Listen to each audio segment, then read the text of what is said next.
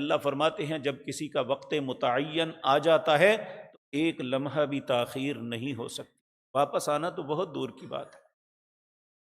وَلَن يُؤَخِّرَ اللَّهُ نَفْسًا، اللہ تاخیر بھی نہیں کرتے، اذا جاء اجلها، جب کسی کی اجل موت کا وقت آ جاتا ہے۔ تو اللہ رب العزت فرماتے ہیں کلا، یہ نہیں ہو سکتا۔ انسان پھر اللہ کی منتیں کرتا ہے، اے اللہ ایک مرتبہ ایک موقع تو دے دے۔ پھر اللہ فرماتے ہیں انہا کلمۃ ہوا قائلھا، تیرے کہنے کی بات ہے، کہتا رہے، میرا قانون میں ہی یہ نہیں ہے۔ وَمِن وَرَائِهِمْ بَرْزَخٌ إِلَى يَوْمِ يُبْعَثُونَ، اس کے اور دنیا کے درمیان ایک پردہ حائل کر دیا جائے گا جسے برزخ کہتے ہیں۔ برزخ کا مطلب پردہ۔ پردہ ایک ایسی چیز ہے کہ اس طرف کے لوگ اس طرف کے لوگوں کو نہیں دیکھ پاتے، اس طرف کے لوگ انہیں نہیں دیکھ پاتے، نہ یہ ان کے حالات سے واقف ہیں نہ وہ ان کے حالات سے واقف ہیں۔ اور ہمارا اور وہ لوگ ہمارے آباء و اجداد میں جو اس دنیا سے تشریف لے گئے ہیں، ایک پردہ ہے، برزخ۔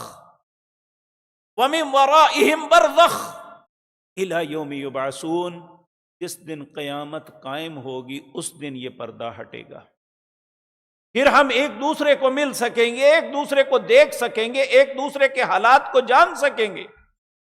آج جو اللہ نے ہمارے جانے والے اچھے لوگوں کو آسائش، آرام اور نعمتیں دی ہیں، ہم نہیں جانتے، اور خدا نخواستہ جو لوگ اللہ کی مار پھٹکار، اللہ کے عذابوں میں مبتلا ہیں، ہم ان کو بھی نہیں جانتے، اور نہ آج تک کوئی واپس آ کے بتا سکا ہے کہ میرے ساتھ کیا معاملہ پیش آیا۔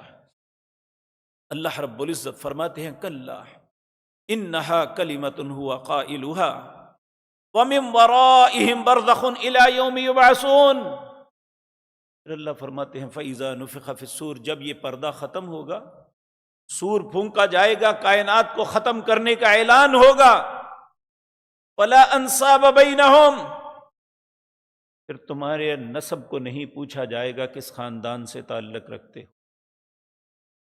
ولا یتساءلون، نہ تمہارے کسی عمل کے متعلق پوچھا جائے گا کہ کیوں ایسا کیا تھا، بلکہ اللہ رب العزت دوسرے مقام پہ فرماتے ہیں وَإِنَّمَا تُوَفَّوْنَ أُجُورَكُمْ يَوْمَ الْقِيَامَةِ، جو دنیا میں کیا تھا نا، جو اب اس کا بدلہ ہے، یہ نہیں پوچھا جائے گا کیوں کیا، کیسے کیا، کیا مجبوری تھی، جو کیا تھا اب اس کا بدلہ ملے گا۔ میرے بھائیو، یہ بات کسی مفتی سے پوچھنے کی ضرورت نہیں ہے، اللہ نے ہر سینے کے اندر ایک مفتی بٹھایا ہے جسے دل کہتے ہیں۔ ہم اپنے دل سے سوال کر سکتے ہیں کہ میں کیا کر رہا ہوں اور اس کا کیا بدلہ ہو سکتا۔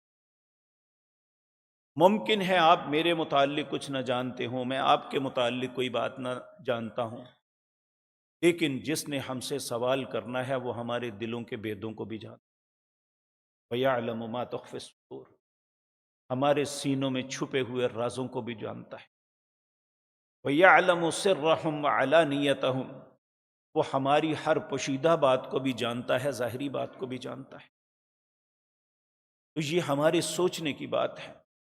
دوسرا مقام قیامت کے دن اللہ فرماتے ہیں فَمَنْ ثَقُلَتْ مَوَازِينُهُ فَأُولَئِكَ هُمُ الْمُفْلِحُونَ، جس کی نیکیوں کا پلڑا بھاری ہو گیا وہ فلاح پا گیا، کامیاب ہو گیا۔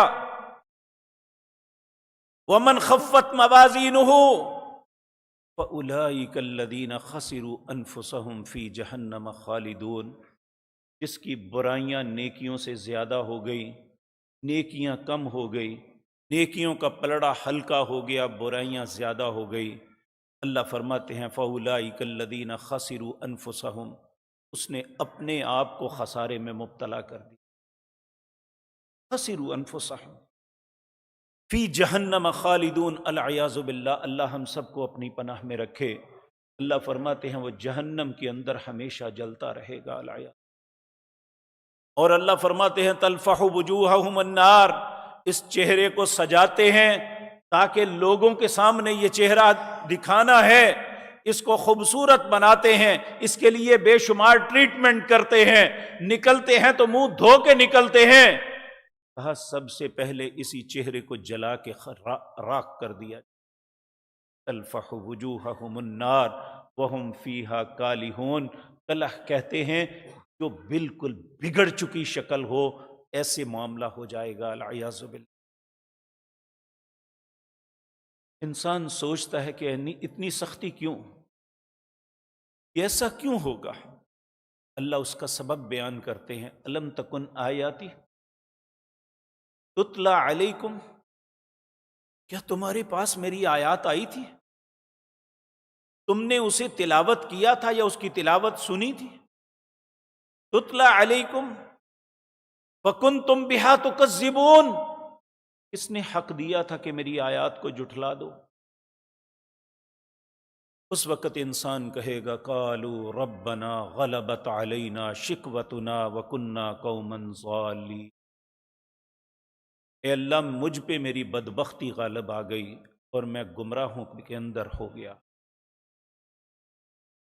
میرے بھائیو، آج بھی آپ سب دانا اور عقل مند ہیں،